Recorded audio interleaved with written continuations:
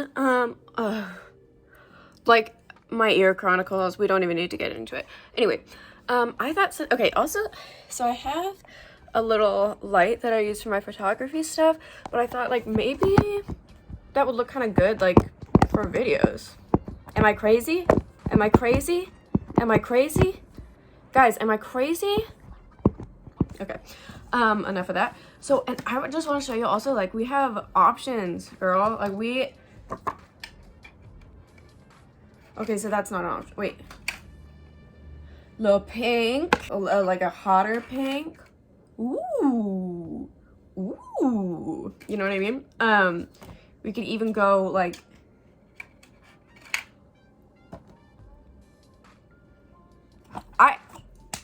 so we have a lot of options. Anyway, I thought, but I'm like, which one feels most like where people see it and they feel like coming home? You know what I mean? Like, I want people to feel safe on this channel. Maybe that's kind of nice because it's like a little warm, a little this, a little that. But I thought what we could talk about today is anxiety, because as some of you know, if you follow me on Instagram, you know this, I've been in OCD treatment for since like early February, and that's when I started doing ERP, which is exposure and response prevention therapy. And basically what that looks like, and it's the gold standard treatment for OCD. It does work. It doesn't get rid of OCD, but it can help you recover from it and not have your life be so defined by anxiety and OCD. And so basically how ERP works is you form a hierarchy of things that really freak you out, that you don't do or that you do because of OCD, and learning to expose yourself to your biggest fears and practice having no response. Because for those of us who have OCD, what we've done usually is we get a scary thought, we have some intrusion come in and it freaks us out, and so the first thing we want to do is get rid of it. And so we've trained ourselves to do that by doing compulsive behaviors. But the thing is, the way OCD works, and I'll put a graphic here, is that it goes like, you have the obsession or the intrusion, it leads to intense anxiety, you do a compulsion to feel relief, but every time you do a compulsion, you're training your brain to have a threat response to that scary thought, which means the doubt and the anxiety will just come back even stronger because we're staying in the obsessive-compulsive cycle. The only way to kind of retrain our brains to not have that reaction is practice not having that reaction. And I'm gonna be honest, I'm having a really hard day today. I am feeling like I'm having these obsessions and I'm really trying not to do compulsive things because I know that'll make it worse. But honestly, ERP doesn't feel good in the moment. I don't think there's anyone who's like, yes, I love that intense rush of anxiety and not doing anything about it and just letting it come and go in its own time. But ultimately, that's the skill that's gonna save your life and keep you from being bogged down by this disorder forever. I just wanted to share some tips that I remind myself of when it gets really hard and when I get really anxious, because I know that it has helped some people on Instagram when I shared this, and it might help some people here as well. So here I have a document in my notes app called Notes for When It's Hard. So number one is, in the fight or flight state, there is no way you will get clarity, relief, or answers.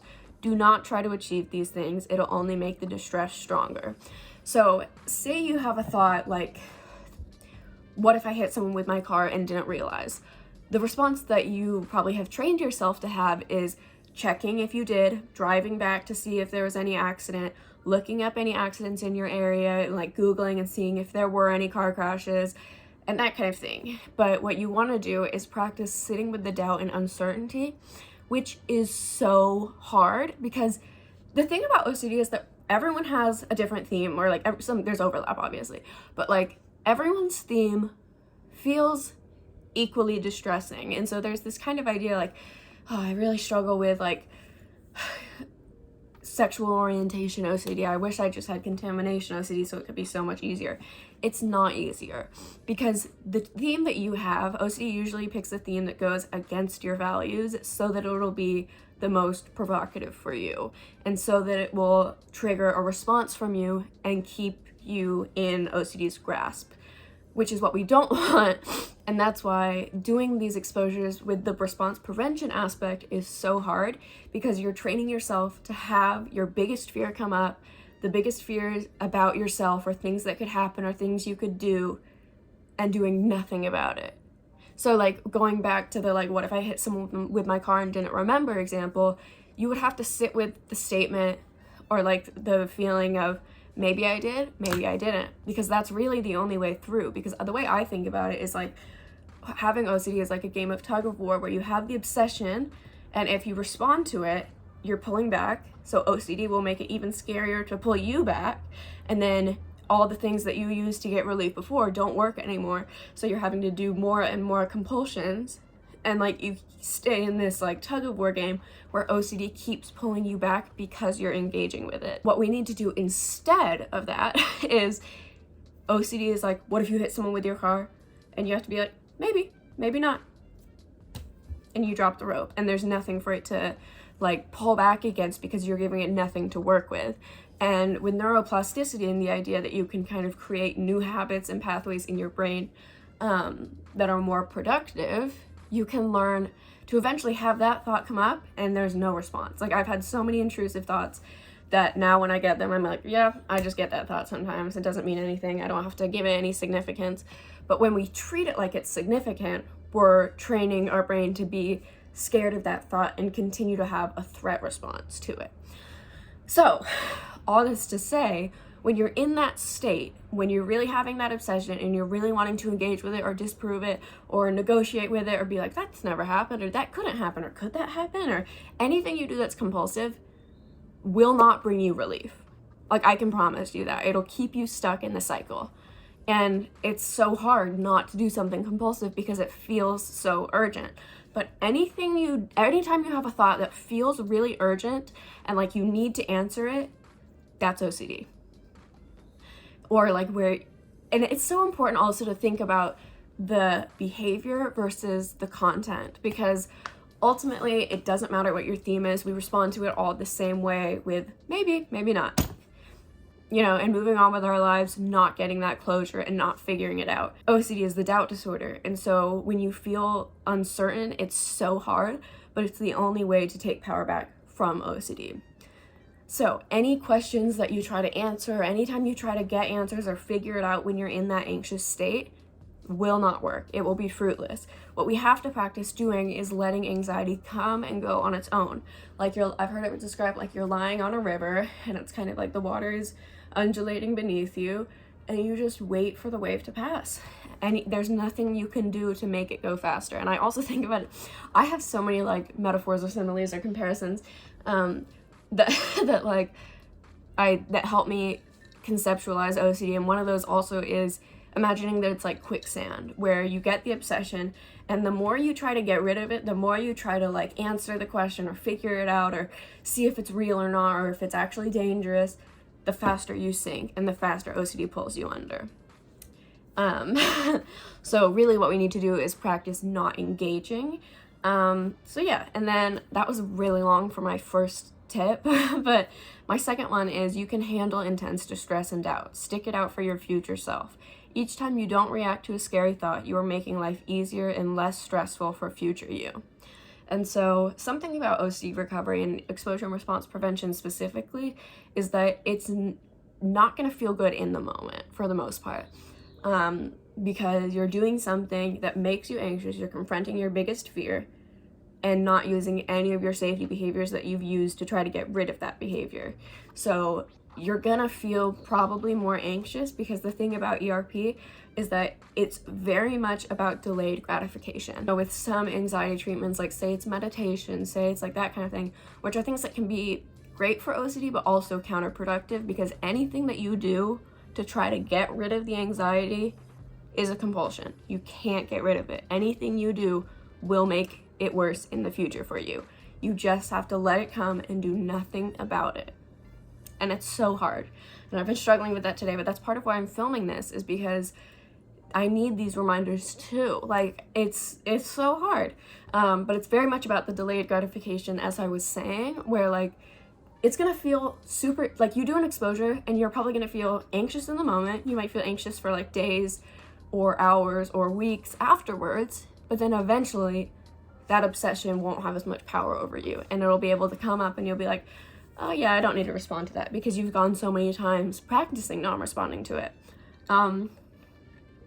Yeah. And then my third point is, you've checked 1,000 times. It has never brought lasting relief. Try doing nothing instead. So anyone with OCD knows that no matter what your theme is, the more you check, the more you doubt. Because every time you check and then you feel fine again, OCD adds another what if.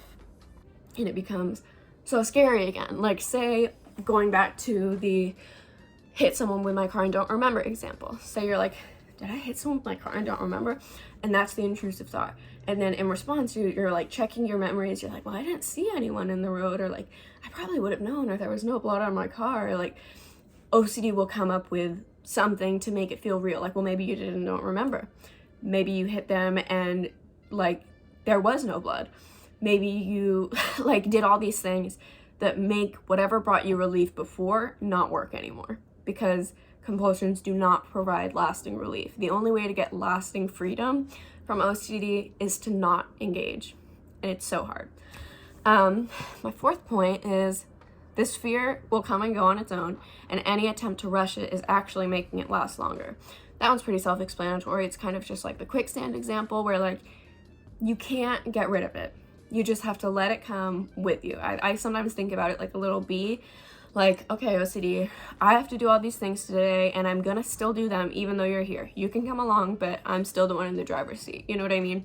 Because I think for anyone who has had OCD or really any type of mental illness, it starts to feel like that part of you is dictating your whole life. Where you're like, I can't go out until I'm not anxious anymore. Or like, well, I was gonna have lunch with someone, but now I feel so anxious and I don't wanna go anymore. Part of recovery is acting despite feeling, or continuing to challenge yourself to do things while you feel anxious. And so sometimes something I think about is the term anxious and. Because it used to be like, if I'm anxious, everything is shitty. This was a bad day because I was so anxious. But really, when you start to move towards your values, it's like, hey, I was anxious today, but I still went to work and I read my book and I still went for a walk and I still did all these things that OCD was trying to get me not to do, so that it could have more control over me. And the more we dictate our lives versus letting OCD dictate our lives and what we do, the more we will be free from it eventually. My next tip is, if you've already checked, say, we already checked that, I'm not checking again, and I can sit with discomfort. Because sometimes we check. Sometimes it happens, and sometimes we get that momentary relief, and then the anxiety comes back even stronger. But instead of reacting again and checking again when that fear comes back even stronger, you can be like, I already checked that. We're not checking it again. You know what I mean? And it's so hard, but it's just something that can kind of nip it in the bud and be like, oh, we don't need to check that. We already checked that. Another thing that you can do is use diffusion, where you kind of try to separate the thought from yourself. So that an example of that would be like, I'm having the thought X, and what I want to do is memory review or whatever compulsive urge you have, but I know logically that will make OCD worse, so instead I'm going to do nothing. And just kind of piece out, like, naming what you feel, naming what you want to do and what your urge is, but then really thinking about that and being like, is that helpful long term for my recovery? Or will that just make me feel worse? And that can be kind of helpful to make you feel like you have more of a choice, because we do have the choice over whether or not we do things that are compulsive. But when you're in it, it doesn't feel like it, especially with mental rituals like self-assurance or memory review or that kind of thing. Sometimes it feels like it just happens out of our control. And the more we're in the cycle, the more it feels so automatic. But when we can slow it down and be like, hey, this is what I feel like doing, this is what I want to do, and this is what I'm going to do. And it takes practice. Sometimes it's still going to feel automatic for a while, but that's part of retraining your brain, is that some of those old habits are really strong, so we have to work extra hard and keep working to make sure we stay on top of it. I'm like out of breath. Okay. My next tip is praise yourself for trying a scarier and different way of responding to thoughts, because it's what ultimately is best for your recovery. you know, it's so hard. But something I remind myself when I feel really anxious is like, I'm gonna do nothing about this, because that's how I can retrain my brain to feel less anxious in the future.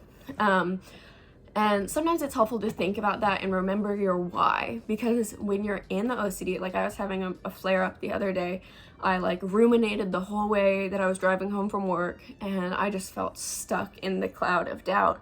And when you're in it, anyone with OCD knows what this feels like, where you just feel like you can't answer anything for certain. You know what I mean? Like things that seem like they should be so obvious, like, did I hit someone with my car? You can't answer it. You're like, I don't know. And every time you feel like you do have an answer, then the doubt comes in and it gets even stronger. And that's so hard. So sometimes you just have to remind yourself, like, I can't figure anything out in this state, and I'm training my brain to not have a threat response to this thought so that I can feel better in the future. And sometimes just reminding yourself why you're doing it, because sometimes it feels like you want to do a compulsion so bad, just anything to get rid of the pain. Remind yourself of what's going to actually make you feel better long term. Having one really awful, super anxious day now could mean that you're going to have 7 really low anxiety days afterwards. You know what I mean? Like, or a year from now, these obsessions aren't even going to bother you or provoke a reaction at all. You know what I mean? We really have to think about the long-term goal, which that kind of relates to my next point, which is more anxiety now equals less anxiety later. The more we train our brain to not have a fear response or a threat response to our scary thoughts, the more we free ourselves from them. My final tip is live your life the way you would if OCD wasn't there. And this can be really helpful. It kind of goes with the act despite feeling sense, where like, today I feel anxious, I want to stay in my bed, I want to figure it out, I want to answer all these questions that I can't answer in this state. And logically I know that, but OCD is such an emotional disorder that sometimes it doesn't even matter. Like, you just want to get out of it and so you can feel better. But really, in my experience, sitting with it and like trying to figure it out makes you feel so much worse. And what has made me feel better in the past, and has sometimes I'll have an obsession and then I go to like Target and I'm like, okay, I'm running an errand, we're doing something, like I'm making myself go do this thing. And then by the end of the day, I'm like, I can't believe that thing was even bothering me this morning. Because we really just have to get out of ourselves and out of our heads and do stuff that we actually like to do and live the life that we want to live without OCD present, and do it with OCD coming along.